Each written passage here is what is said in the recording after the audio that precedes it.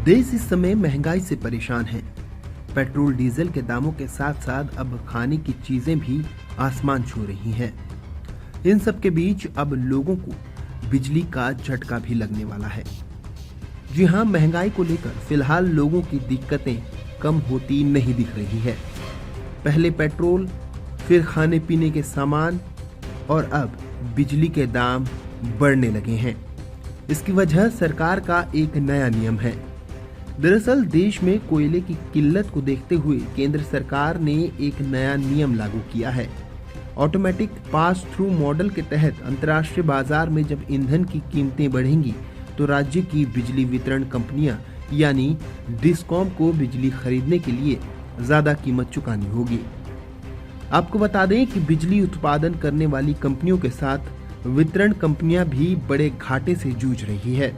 इसकी वजह से देश के ऊर्जा सेक्टर में बड़ा संकट है। देश में सौर ऊर्जा के लिए बड़े स्तर पर व्यवस्था की गई हो, लेकिन अभी भारत में पावर का बड़ा स्रोत कोयला है।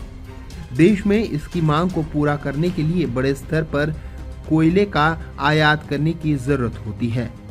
ऐसे में जब दुनिया में ईंधन की कीमतें बढ़ेंगी तो ऊर्जा उत्पादन करने वाली कंपनियों की लागत में भी इजाफा होगा। इसकी वजह से ही वे ग्राहकों के लिए बिजली का दाम बढ़ाकर इसकी भरपाई करने की कोशिश करेंगी। ऑटोमेटिक पास थ्रू मॉडल को हथियार के तौर पर इस्तेमाल करते हुए ये कंपनियां राज्यों को महंगी बिजली बेचेंगी। इसके बाद डिस्कॉम भी बिजली की दरों में बढ़ोतरी करेंगी।